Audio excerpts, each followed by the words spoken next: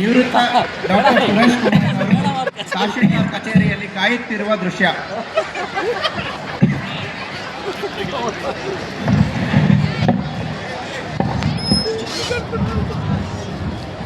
ಒಳಗಡೆ ಹೋಗ್ಬೇಕು ಬಿಡಪ್ಪ.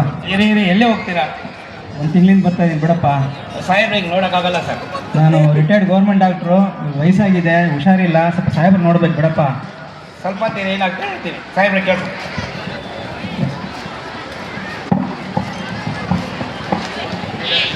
ಒಳಗೆ ಬಿಡಿ. ನಮಸ್ಕಾರ ಸರ್, ಕೂತ್ಕೋಬೋದಾ? ಕೂತ್ಕೊಳ್ಳಿ. ನಾನು ಡಾಕ್ಟರ್ ಸುರೇಶ್ ಕುಮಾರ್ ಅಂತ, ರಿಟೈರ್ಡ್ ಗೌರ್ಮೆಂಟ್ ಡಾಕ್ಟ್ರು. ನಿಮ್ಗೆ ನೋಡೋಣ ಅಂತ ಬಂದಿದ್ದೀನಿ. ನಮಸ್ತೆ ಸರ್. ಸರ್, ನೀವು KGF ಆಸ್ಪತ್ರೆಯಲ್ಲಿ ಕೆಲಸ ಮಾಡ್ತಿದ್ರಿ ಅಲ್ವಾ? ಹೌದು. ನನ್ನ ನೆನಪಾಗ್ಲಿಲ್ವಾ? ಇಲ್ಲ. ನಾನು ರವಿ ಅಂತ ಸರ್. 10 ವರ್ಷಗಳ ಹಿಂದೆ ಟ್ಯಾಬ್ಲೆಟ್ ಕನ್ಸಂಪ್ಷನ್ ಮಾಡಿ ಸೂಸೈಡ್ ಅಟೆಂಪ್ಟ್ ಮಾಡ್ಕೊಂಡಿದ್ದೆ. ಅವಾಗ ನಿಮ್ಮ ಆಸ್ಪತ್ರೆಯಲ್ಲೇ ಚಿಕಿತ್ಸೆ ಪಡ್ಕೊಂಡಿದ್ದೆ. ನೀವೇ ನನಗೆ ಮಾರ್ಗದರ್ಶನ ಕೊಟ್ಟಿದ್ರಿ. ಕರೆಕ್ಟ್, ನೆನಪಾಯ್ತು. ನಮ್ಮ ವೈದ್ಯರೆಲ್ಲ ಸೇರಿ ಟ್ರೀಟ್ಮೆಂಟ್ ಕೊಟ್ಟು ನಿಮ್ಗೆ ಸಮಾಲೋಚನೆ ಮಾಡಿದ್ದೀವಿ. ಹಾಂ ಸರ್, ನಿಮ್ಮ ಹುಡ್ಕೊಂಡು ಅನೇಕ ಸರಿ ಬೇರೆ ಕಡೆ ಟ್ರಾನ್ಸ್ಫರ್ ಆಯ್ತು ಅಂದರು. ಜೊತೆಗೆ ನಿಮ್ಮ ಫೋನ್ ಕಾಂಟ್ಯಾಕ್ಟ್ ಕೂಡ ಸಿಗಲಿಲ್ಲ. ನನಗೆ KGF ಇಂದ ಆದಮೇಲೆ ಹೆಸರುಘಟ್ಟಕ್ಕೆ ಟ್ರಾನ್ಸ್ಫರ್ ಆಯಿತು. ಅಲ್ಲಿ ನಾನು ಸ್ವಲ್ಪ ಜಮೀನು ತೊಗೊಂಡು ಜಮೀನು ಮಾಡ್ತಾ ಇದ್ದೀನಿ. ಸೊ ಆ ಬಿಸಿನಲ್ಲಿ ನಿಮ್ಮ ಫೋನ್ ರೀಚ್ ಆಗೋಕ್ಕಾಗಿಲ್ಲ. ನೀವು ಅವತ್ತು ಮಾರ್ಗದರ್ಶನ ಕೊಟ್ಟಿದ್ದು ಅನಿಸ್ತು ಸರ್. ಅದಾದಮೇಲೆ ನಾನು ಮತ್ತೆ ಚೆಸ್ ಅಕಾಡೆಮಿಕ್ ಸೇರಿಕೊಂಡೆ. ನ್ಯಾಷನಲ್ಸ್ ಫಸ್ಟ್ ಬಂತು. ಜೊತೆಗೆ BSc ಅಗ್ರಿಕಲ್ಚರ್ ಮಾಡಿದೆ. ಅದೇ ಟೈಮ್ಗೆ KS ಕಾಲ್ ಮಾಡಿದರು. KS ಅಲ್ಲಿ ಎಕ್ಸಾಮ್ ಕ್ಲಿಯರ್ ಮಾಡಿದೆ. ಈಗ ತಹಶೀಲ್ದಾರ್ ಆಗಿದ್ದೀನಿ ಸರ್. ತುಂಬ ಸಂತೋಷ ಆಗ್ತಾ ಇದೆ. ನಾವು ವೈದ್ಯರು ಮತ್ತು ತಂಡ ಒಂದು ಚಿಕಿತ್ಸಾ ಜೀವನ ಈ ಥರ ಚೇಂಜ್ ಆಗಿದೆ ನೋಡಿ, ನನಗೂ ತುಂಬ ಖುಷಿ ಆಗ್ತಾ ಇದೆ. ಒಳ್ಳೆಯದಾಗಲಿ, ನೀವು ಹೆಚ್ಚಿಗೆ ಸಾಧನೆ ಮಾಡಿ. ಮತ್ತೆ ಸರ್, ನೀವು ನಮ್ಮ ಆಫೀಸ್ಗೆ ಬಂದ ಕಾರಣ ನನಗೆ ಏನಾದರೂ ಸಹಾಯ ಆಗಬೇಕಾಗಿತ್ತಾ? ಜಮೀನು ತಗೊಂಡು ಜಮೀನು ಮಾಡಿಕೊಂಡು ನಾನು ಅಲ್ಲಿ ಹೆಸರುಘಟ್ಟದಲ್ಲಿ ಸೆಟ್ಲ್ ಆಗಿದ್ದೀನಿ. ಅದು ಖಾತೆ ಪಾಣಿ ಮತ್ತು ಎಲ್ಲ ತಂದೆಯಲ್ಲಿ ನನ್ನ ಹೆಸರಲ್ಲೇ ಇದೆ. ಆದರೂ ಸಹ ಯಾರು ಮೂರನೇ ವ್ಯಕ್ತಿ ಬಂದು ಇದು ನನ್ನ ಜಮೀನು ಅಂತ ದಬ್ಬಳಿಕೆ ಮಾಡ್ತಾ ಇದ್ದಾರೆ. ದಯವಿಟ್ಟು ಅದನ್ನು ಪರಿಶೀಲನೆ ಮಾಡಿ ನಾನು ನ್ಯಾಯ ಒದಗಿಸ್ಕೊಡಿ. ನಿಮ್ಮ ಫೈಲ್ ಕೊಡಿ ಸರ್, ನೋಡ್ತೀನಿ. ತಗೊಳ್ಳಿ.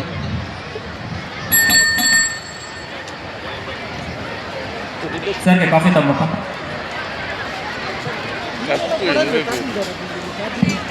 ಕಾಫಿ ಕೊಡ್ತಾರ ಮೇಡಮ್?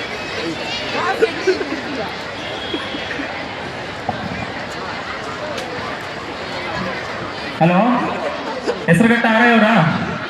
ಹಾಂ, ನಿಮ್ಮ ಏರಿಯಾದಲ್ಲಿ ಸರ್ವೆ ನಂಬರ್ 45/2 ಅಲ್ಲಿ ನಮ್ಮ ಬೇಕಾದವರೊಬ್ಬರು ರಿಟೈರ್ಡ್ ಡಾಕ್ಟರ್ ಸುರೇಶ್ ಅಂತ ಅವ್ರದ್ದೊಂದು ಜಮೀನಿದೆ ರೀ.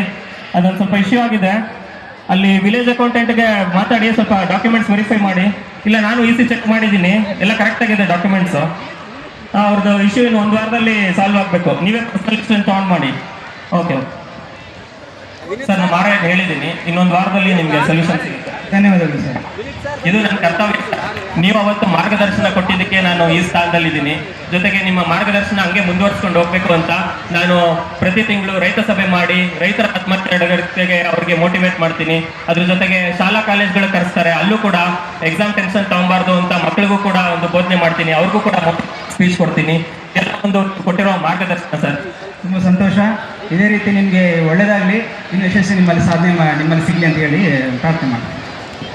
ಇದು ನನ್ನ ಪರ್ಸನಲ್ ನಂಬರ್ ಸರ್. ನೀವು ಏನಾದರೂ ಪ್ರಾಬ್ಲಮ್ ಇದ್ದರೆ ನನಗೆ ಕಾಂಟ್ಯಾಕ್ಟ್ ಮಾಡಿ. ಖಂಡಿತವಾಗಲಿ ಸರ್, ಧನ್ಯವಾದಗಳು.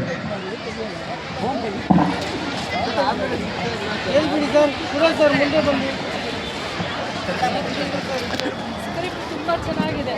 ಪಾತ್ರಕ್ಕೆ ಇನ್ವಾಲ್ವ್ಮೆಂಟ್ ಜಾಸ್ತಿ ಬೇಕಾಗಿದೆ. ತುಂಬ ಚೆನ್ನಾಗಿದೆ. ಏನಾಗಿದೆ ನಿಮಗೆ ನೋಡಿದ್ರಲ್ಲ, ಇದು ಎಲ್ಲರ ಮನೆಯಲ್ಲೂ ನಡೆಯುವಂಥ ಕತೆ, ನಮ್ಮ ನಿಮ್ಮಲ್ಲಿ ನಡೆಯುವಂಥ ಸಾಮಾನ್ಯ ಕತೆ. ಮಕ್ಕಳಿಗೆ ಯಾವ ರೀತಿ ಒತ್ತಡ ಆಗುತ್ತೆ, ಒತ್ತಡದಲ್ಲಿ ಅವ್ರು ಯಾವ ರೀತಿ ಅನಾಹುತಗಳು ಮಾಡ್ಕೊತಾರೆ ಅನ್ನೋದನ್ನು ಈ ನಾಟಕದಲ್ಲಿ ಸಂಕ್ಷಿಪ್ತವಾಗಿ ಹೇಳಿದ್ದೀವಿ. ಸೊ ಇದರ ಅರ್ಥ ಏನಂತ ಹೇಳಿದ್ರೆ, ಆ ಟೈಮ್ನಲ್ಲಿ ನಾವು ವೈದ್ಯರಿಂದ ಮತ್ತು ತಂಡದಿಂದ ಸೂಕ್ತ ಚಿಕಿತ್ಸೆ ನೀಡಿ ಸೂಕ್ತ ಸಮಾಲೋಚನೆ ಸಿಕ್ಕಿದಾಗ ಅವನು ದಿಕ್ಕನ್ನೇ ಬದಲಿಸ್ಕೊತಾನೆ, ತನ್ನ ವೃತ್ತಿನ ಬದಲಿಸ್ಕೊಂಡು ಮುಂದಿನ ದಿನಗಳಲ್ಲಿ ಅವನು BSc ಅಗ್ರಿಕಲ್ಚರ್, MSc ಅಗ್ರಿಕಲ್ಚರ್ ಮಾಡಿಕೊಂಡು ಕಾಂಪಿಟೇಟಿವ್ ಎಕ್ಸಾಮ್ಸ್ ತೊಗೊಂಡು KS ಆಫೀಸರ್ ಆಗಿ, ತಹಸೀಲ್ದಾರ್ ಆಗಿ ಒಂದು ಸಮಾಜಕ್ಕೆ ಒಂದು ಗಣ್ಯ ವ್ಯಕ್ತಿಯಾಗಿ ನಿಲ್ತಾನೆ. ಈ ಒಂದು ನಾಟಕದಿಂದ ಪೋಷಕರಿಗೆ ನೀಡುವಂಥ ಸಂದೇಶ ಏನಂತಂದ್ರೆ, ಮಕ್ಕಳ ಭವಿಷ್ಯವನ್ನ ನಿರೂಪಿಸೋದು ನಿಮ್ಮ ಜವಾಬ್ದಾರಿ. ಆದರೆ ಆ ಒಂದು ಭವಿಷ್ಯ ನಿರೂಪಿಸೋ ಒಂದು ಭರದಲ್ಲಿ ಅತಿಯಾದ ಒತ್ತಡ ಕೊಡಬಾರ್ದು. ಕೇವಲ ಇಂಜಿನಿಯರಿಂಗ್, ಡಾಕ್ಟರ್ ಎರಡೇ ಅಲ್ಲ ವೃತ್ತಿ ಅಂದ್ರೆ ಜೀವನದಲ್ಲಿ ಸಾಧನೆ ಮಾಡೋದಕ್ಕೆ. ಅಂದ್ರೆ ಅನೇಕ ಫೀಲ್ಡ್ಗಳಿದಾವೆ. ಬ್ಯಾಂಕಿಂಗ್ ಸೆಕ್ಟರ್ ಇದೆ, ಅಗ್ರಿಕಲ್ಚರ್ ಇದೆ, ಸ್ಪೋರ್ಟ್ಸ್ ಇದೆ, ರಾಜಕೀಯ ಕ್ಷೇತ್ರ ಇದೆ, ಅನೇಕ ಕ್ಷೇತ್ರಗಳಿವೆ. ಅದರಲ್ಲಿ ಯಾವುದಾದ್ರೂ ಒಂದು ಕ್ಷೇತ್ರವನ್ನು ಆಯ್ಕೆ ಮಾಡಿಕೊಂಡು ಅವರ ಪ್ರತಿಭೆಯನ್ನ ಗುರುತಿಸಿ ಅವರ ಜೀವನ ನಿರೂಪಿಸೋದಕ್ಕೆ ನೀವು ಸಹಕಾರಿಯಾಗಬೇಕು. ಅವರನ್ನ ಒತ್ತಡದ ಸಮಯದಲ್ಲಿ ಸ್ನೇಹಿತರಂತೆ ವರ್ತಿಸಬೇಕು. ನಮ್ಮ ಈ ನಾಟಕದ ಮೂಲಕ ವಿದ್ಯಾರ್ಥಿಗಳಿಗೆ ನೀಡುವ ಸಂದೇಶ ಏನಂದರೆ, ವಿದ್ಯಾರ್ಥಿಗಳು ಕಷ್ಟಪಟ್ಟು ಶ್ರದ್ಧೆಯಿಂದ ಓದಬೇಕು. ಗುರಿ ಸಾಧಿಸುವಂತ ಶ್ರದ್ಧೆ ವಹಿಸಬೇಕು. ಆದರೆ ಎಕ್ಸಾಮ್ ರಿಸಲ್ಟ್ಗೆ ಟೆನ್ಷನ್ ಮಾಡ್ಕೊಬಾರ್ದು. ಯಾವುದೇ ಒತ್ತಡ ಉಂಟಾದಾಗ ಪೋಷಕರ ಹಾಗೂ ಸ್ನೇಹಿತರ ಜೊತೆ ಚರ್ಚೆ ಮಾಡಿ ಸಲಹೆ ಪಡ್ಕೋಬಹುದು. ಸಾಧ್ಯವಾಗದೇ ಇದ್ದಾಗ ನಮ್ಮ ಆರೋಗ್ಯ ಇಲಾಖೆ ವತಿಯಿಂದ ಇರುವ ಟೋಲ್ ಫ್ರೀ ನಂಬರ್ 14464 ಟೆಲಿ ಮನಸ್ ಎಂಬ ಕಾರ್ಯಕ್ರಮ ಇದೆ. ಟೋಲ್ ಫ್ರೀ ನಂಬರ್ ಆಗಿರುತ್ತೆ.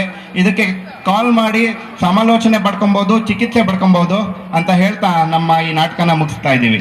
ಕೊನೆಗೆ ಆತ್ಮಹತ್ಯೆ ಪರಿಹಾರವಲ್ಲ, ನಾನು ನಿಮಗೆ ಆತ್ಮಹತ್ಯೆ ಪರಿಹಾರವಲ್ಲ, ಜೀವನ ಅಮೂಲ್ಯ, ಆತ್ಮಹತ್ಯೆ ಪರಿಹಾರವಲ್ಲ. ಜೀವನ ಅಮೂಲ್ಯ.